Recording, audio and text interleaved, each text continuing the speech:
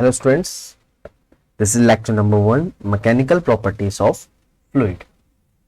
आज हम class 11th के फिजिक्स के चैप्टर 10 की बात करेंगे, mechanical properties of fluid. Students, उससे पढ़ने से पहले हमें यह ध्यान में रखना है कि ये फ्लूइड क्या होता है। सबसे पहले हम बात करेंगे व्हाट इज फ्लूइड। स्टूडेंट्स, आपने पानी को देखा होगा, ठीक है। You know what is air, gas. ये दोनों ही चीज फ्लो कर सकती। तो ऐसी चीजें, ऐसी substance which can flow are fluid. दोनों ही liquid and gas, both are fluid. इसका कोई डिफिनाइट शेप नहीं होता। जैसे भी पता है, हम फ्लूइड को किसी भी वेसल में डालेंगे, किसी भी कंटेनर में डालेंगे तो वो उसी का शेप ले लेता है। फ्लूइड में लिक्विड और गैस दोनों आते हैं। लिक्विड का शेप इजीली चेंज कर सकते हैं हम, लेकिन volume is not easy to change.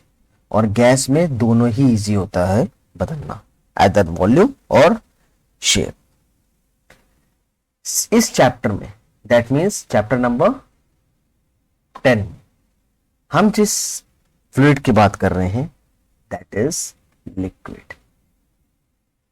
We are talking about the liquid. हो सकता है कि कोई इक्वेशन हम डिराइव करें वो गैस के लिए भी एप्लीकेबल हो, कुछ मॉडिफिकेशन करके, लेकिन मेनली हम लिक्विड की बात करेंगे।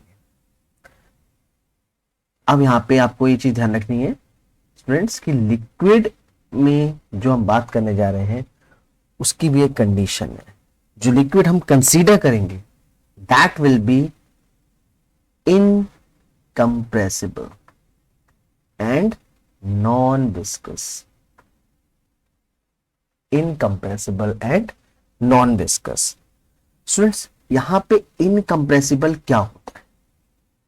देखो, जो किसी भी लिक्विड की जो डेंसिटी होती है, ठीक है, इनकंप्रेसिबल में वो प्रेशर पे डिपेंड नहीं करती, मतलब डेंसिटी कांस्टेंट होती है। इनकंप्रेसिबल में वो डिपेंड नहीं करती। तो आप इनकंप्रेसिबल को यहां पे लिख भी सकते हो दैट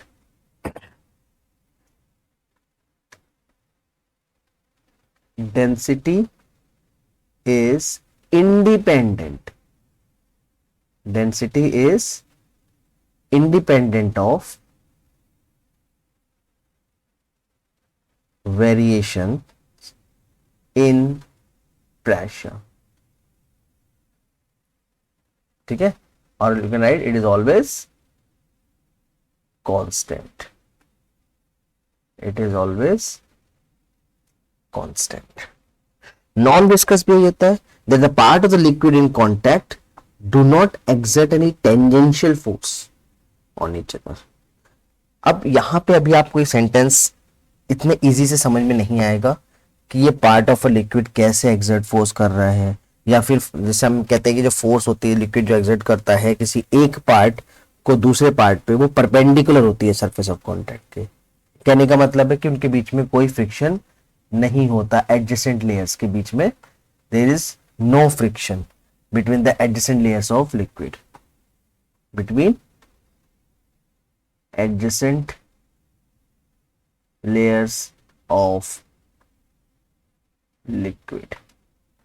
चलो इसको हम डिटेल में अभी आगे बात करेंगे, बिल्कुल बेसिक से स्टार्ट करते हैं। तो दिस वाज द फ्लूइड। अब हम आते हैं अपने नेक्स्ट टॉपिक पे। फ्लूइड जो होता है, हम फ्लूइड को दो पार्ट्स में पढ़ेंगे। We will study fluid in two part.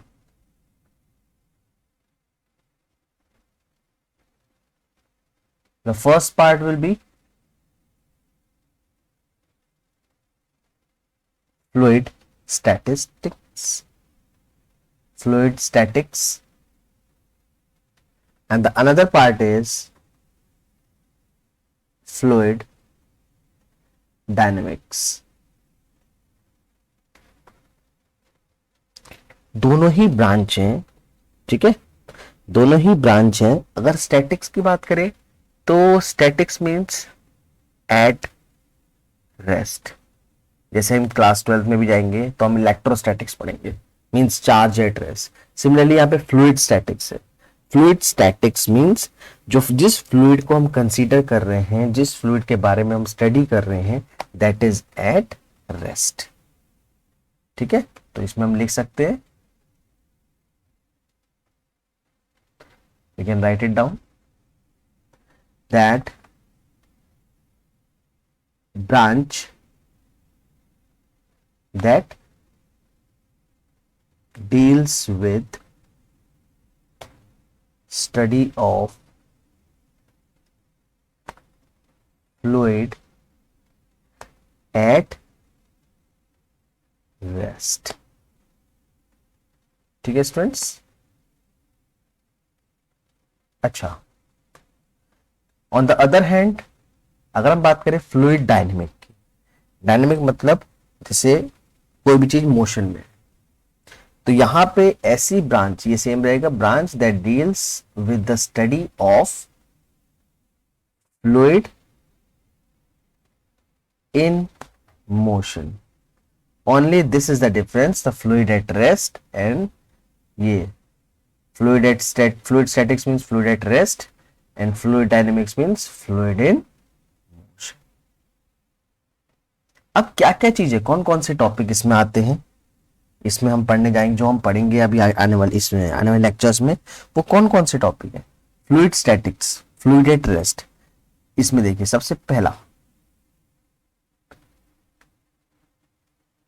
इसमें पढ़ेंगे प्रेशर के बारे में, दैट इज हाइड्रोस्टैटिक प्रेशर। उसके बाद हम पढ़ेंगे पास्कल्स लॉ, पूरा चैप्टर इसमें कवर होगा दोनों ही फ्लूइड में। उसके बाद हम पढ़ेंगे आर्किमेड्स प्रिंसिपल,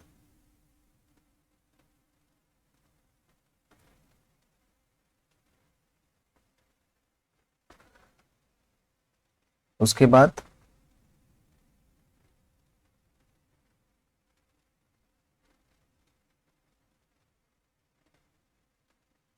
रोटेशन ऑफ बॉडी और surface tension. So these are the topics जो हम फ्लूइड स्टैटिक्स में पढ़ेंगे। Fluid statics means in this case the fluid will be at rest. Now fluid in motion मतलब जो बहता हुआ लिक्विड है, बहता हुआ फ्लूइड है, अदर लिक्विड जो और गैस, जैसे इस चैप्टर में हम लिक्विड की कंसीडर कर रहे हैं, उस केस में हमारे पास जो टॉपिक्स हैं, in that the first one will be equation of continuity, equation of continuity, उसके बाद Bernoulli's theorem,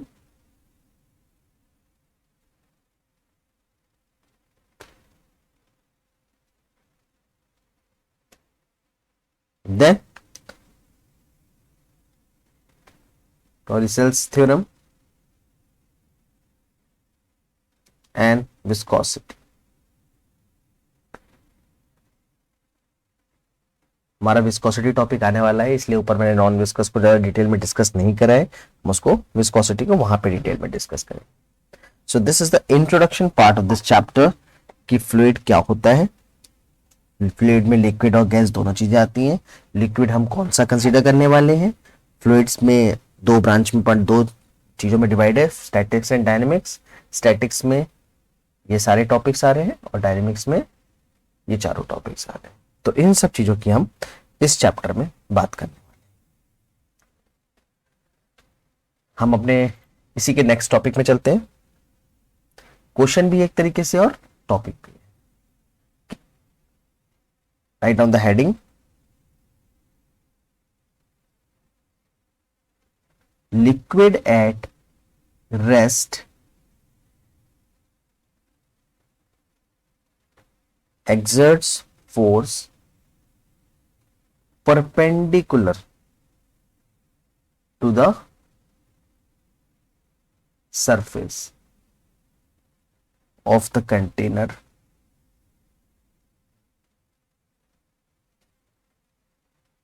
at every point, at every point।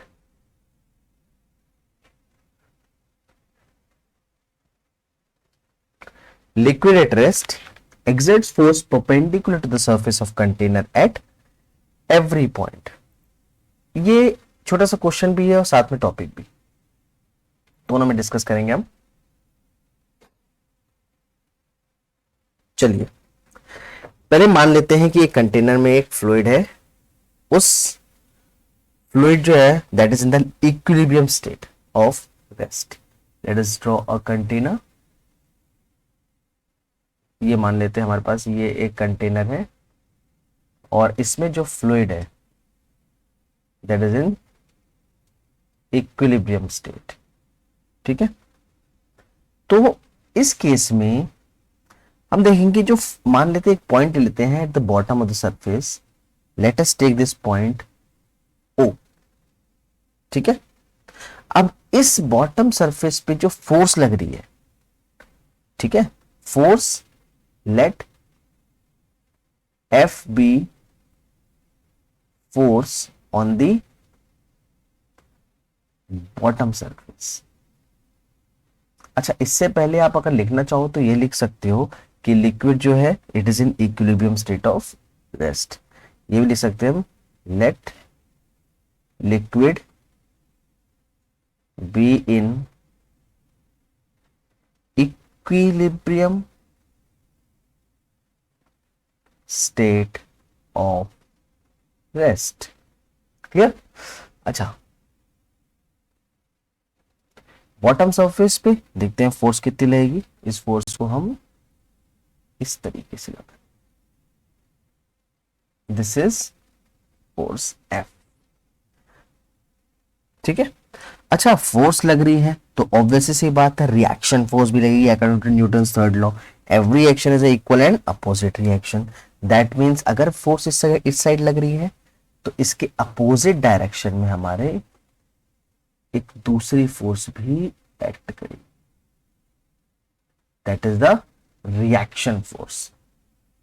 ठीक है स्टूडेंट्स, ये कौन सी फोर्स है? This is reaction force. इसे मैंने R से डिनोट कर दिया. ठीक है, नेम दे देते हैं. ये जो रिएक्शन फोर्स है इसको नेम दे देते हैं. Let us consider it as OA normal force and OB is the reaction force. अच्छा स्टूडेंट्स, ये जो OB है अब ये दो कंपोनेंट में ब्रेक हुआ है. देखो ये किसी एंगल पे एक्ट कर रहा है with respect to the horizontal, तो ये दो कंपोनेंट में ब्रेक होगा. Let us take as OC and OD. इसके हॉरिजॉन्टल और वर्टिकल कंपोनेंट्स हैं. This is angle theta. So OC and OD. Clear?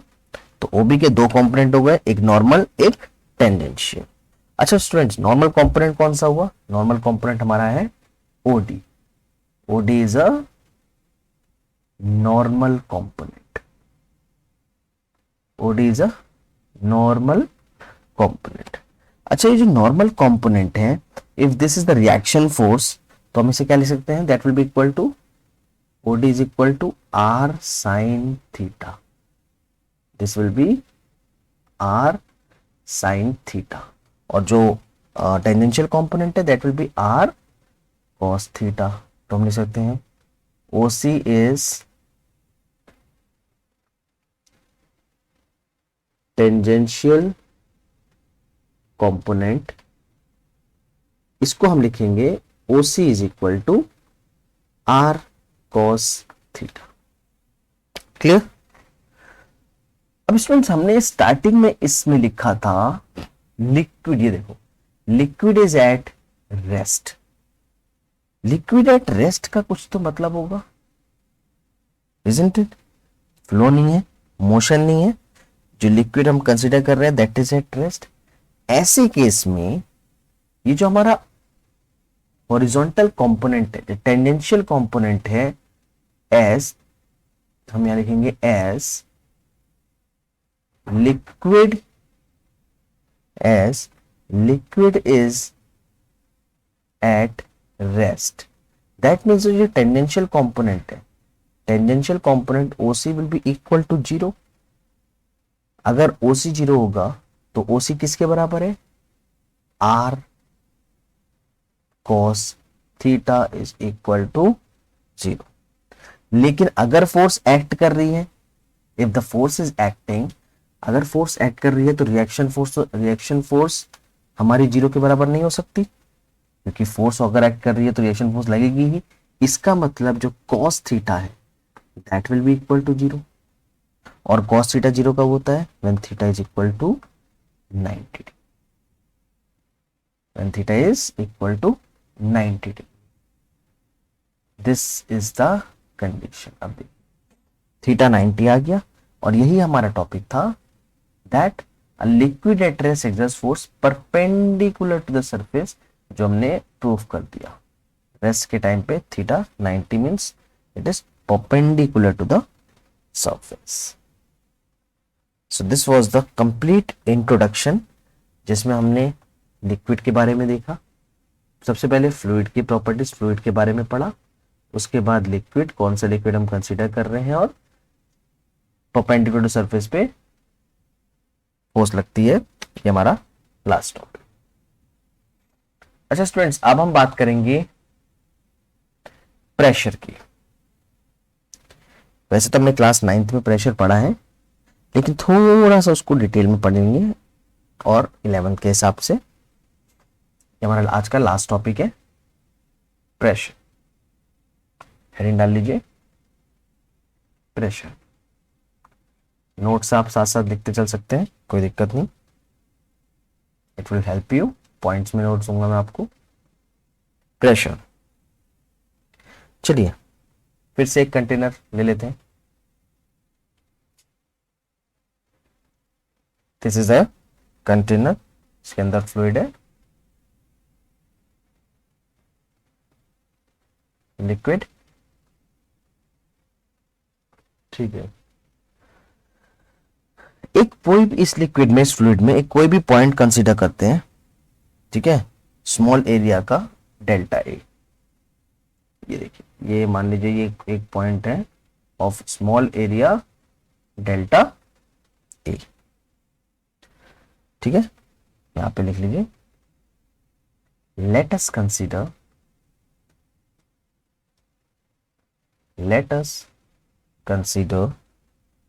point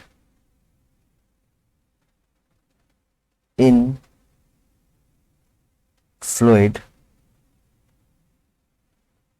of small area delta A, ठीक है। अच्छा, इस केस में जो हमारा फ्लूइड है वो एक साइड वाला फ्लूइड दूसरे साइड वाले फ्लूइड पे प्रेशर लगाएगा। अगर हम इस डेल्टा ए प्रेशर को लेंगे तो ऊपर का फ्लूइड नीचे के फ्लूइड पे प्रेशर लगाएगा। तो इसे हम लिख लेते हैं, पॉइंट्स में लिख लो, fluid on one side, fluid on one side of area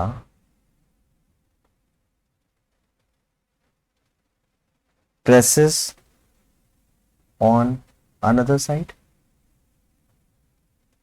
presses on another side, and vice versa, उल्टा भी होगा दोनों। अच्छा, तो यहां इस केस में pressure will be equal to force per unit area, ये हमने पहले से पढ़ा हुआ है। Pressure is equal to force per unit area. तो बेसिकली प्रेशर होगा क्या, what is this pressure, force per unit area, मतलब जितनी फोर्स लग रही है एक यूनिट एरिया में, दैट इज द प्रेशर। तो इसको हम नॉर्मली भी डिफाइन कर सकते हैं, प्रेशर एट एनी पॉइंट, या pressure at a point, pressure at a point is thrust, thrust is a force, ये हमने 9th में डेफिनेशन पढ़ा हुआ है, is thrust acting normally per unit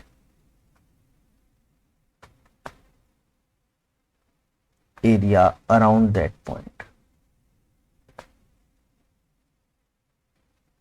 per unit area around that point.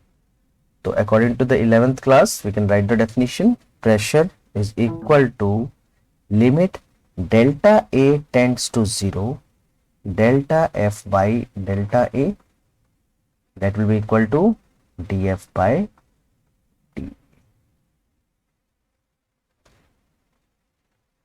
दोनों class के हिसाब से हमने डेफिनेशन पढ़ ली। अच्छा, इसी में हमारा नेक्स्ट पॉइंट एसआई यूनिट, बहुत जरूरी चीज होती है। एसआई यूनिट हो गया, डायमेंशन हो गया, हर एक फिजिकल क्वांटिटीज के हमें एसआई यूनिट और डायमेंशंस निकालना आना चाहिए। एसआई यूनिट देखो, pressure is equal to force upon area. SI unit हमें रटने की जरूरत नहीं पड़ती students, we can take it out from formula, like pressure is equal to force upon area. तो what is a unit of force? Newton. तो ये हमारा न्यूटन हो गया।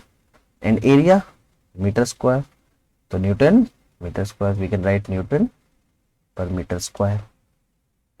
Also pressure is also unit क्या होती है? Pascal, that is equal to newton per metre square. P A से डिनोट करते हैं इसे। चलिए लास्ट डायमेंशन की भी बात कर लेते हैं। डायमेंशन भी फिर से फॉर्मूले पे जाओ। Pressure is equal to force upon area. Force का डायमेंशन ये तो बहुत कॉमन है, M L square T minus two divided by area length, that will be equal to M L minus one T minus two. ठीक है, कुछ गड़बड़ करा हमने। M L square T minus two, sorry M L T minus two, और ये L square, area L square, that will be M L minus one T minus to. So this is all about the first lecture, जिसमें हमने क्या क्या बात करी? Fluid की, fluid के बारे में, लिक्विड को कंसीडर करेंगे, लिक्विड के बारे में, fluid statistics, fluid dynamics, theta 90 and pressure. कुछ प्रैक्टिकल एप्लीकेशंस भी होती है प्रेशर की, जो हमने क्लास 9th में पढ़ी थी, जैसे एरिया, थोड़ा सा डिस्कस कर लेते हैं उसको भी। देखिए, pressure is equal to force upon area, यानी कि pressure and area they are inversely proportional to each other. They are inversely proportional to each other. Pressure and area दोनों इनवर्सली प्रोपोर्शनल है, यानी कि अगर एरिया कम होगा तो प्रेशर ज्यादा लगेगा। इसी में कुछ प्रैक्टिकल एप्लीकेशंस हमने पढ़े थे क्लास 9th में भी, रिवाइज कर लेते थोड़ा सा। प्रैक्टिकल एप्लीकेशंस, जैसे सबसे पहला, एक शार्प नाइफ जो होता है वो ज्यादा अच्छे से काटता है देना ब्लंट नाइफ। हमने नाइफ के बारे में पढ़ा था, ठीक है। जितना शार्प होगा मतलब एरिया जितना कम होगा, ठीक है, तो उसका प्रेशर उतना ही ज्यादा हो। इसी तरीके से दूसरा एप्लीकेशन हमने पढ़े थे कि जो रेलवे ट्रैक्स होते हैं, आपने देखा होगा रेलवे ट्रैक्स जो होते हैं, they are laid on a wooden sleepers, इस तरीके के होते हैं, ऐसे करके। ऐसा क्यों? क्योंकि अगर सिर्फ रेलवे ट्रैक को हम नॉर्मल ही प्लेन में, इसे रेलवे ट्रैक को अगर हम नॉर्मल ही ऐसे करके बिछा देंगे, ठीक है, मान लो ये उसका लाइन है, इस पे बिछा देंगे रेलवे ट्रैक को विदाउट दिस वुडन स्लीपर्स, तो एरिया कम है और ट्रेन इतनी ज्यादा हैवी होती है तो प्रेशर बहुत लगेगा। ये वुडन स्लीपर्स क्या कर दे रहे हैं, इनका एरिया ज्यादा है, ठीक है, रेलवे ट्रैक जिस पे लगा इसका जो एरिया है, ये एरिया ज्यादा है, और अगर एरिया ज्यादा है तो ये क्या कर देगा, जो फोर्स जैसे फोर्स लग रही है जब ट्रेन इसके ऊपर से जाएगी, तो जो प्रेशर एक्ट हो रहा है वहां के सरफेस पे, अर्थ सरफेस पे, वो प्रेशर को कम कर दे रहा है। क्योंकि हमने जो वुडन स्लीपर्स लगाए हैं ये एरिया ज्यादा हो गया, ब्रॉड हो गया, तो pressure is equal to force upon area. Area हमने बढ़ा दिया, प्रेशर हमारा ऑटोमेटिकली कम हो जाएगा। थर्ड एप्लीकेशन, आपने देखा होगा घर में हम जो कील लगाते हैं, ठीक है, जो पिन्स होती हैं, जो नेल्स होती हैं, उनका जो पॉइंटेड एंड होता है, उनका ये जो पॉइंटेड एंड होता है, दैट इज ये इस तरीके से, थोड़ा सही से बना देते हैं, ये ऐसे करके कुछ ऐसे होता है, ठीक है। कील्स का जो एंड होता है ये पॉइंटेड होता है। पॉइंटेड मतलब इसका जो एरिया हमने बहुत ज्यादा कम कर दिया, और एरिया कम कर दिया तो प्रेशर बहुत ज्यादा बढ़ जाएगा। It is easy to put it in the wall, ठीक है। अगर आप उल्टी तरफ से करोगे तो वो वॉल में नहीं जाएगी, ठीक है। So this is some of the practical applications of knife. ऐसे हमने बैग के बारे में पढ़ा था, जो स्टूडेंट्स के बैग्स होते हैं, बैग्स जो हम शोल्डर पे कैरी करते हैं, उनके जो स्टेप्स होते हैं वो थोड़े चौड़े दिए होते हैं, ब्रॉड होते हैं, पतले नहीं होते। पतले होंगे तो वो कंधे में दर्द करेगा, क्योंकि एरिया कम होगा, प्रेशर ज्यादा होगा। ये सब बातें हम क्लास 9th में पढ़ चुके हैं। So this was all about the lecture number 1, mechanical properties of fluid. Student second lecture में अब हम अपने मेन चैप्टर पे आ जाएंगे, and we will talk about the, we'll start from Pascal's law. Thank you.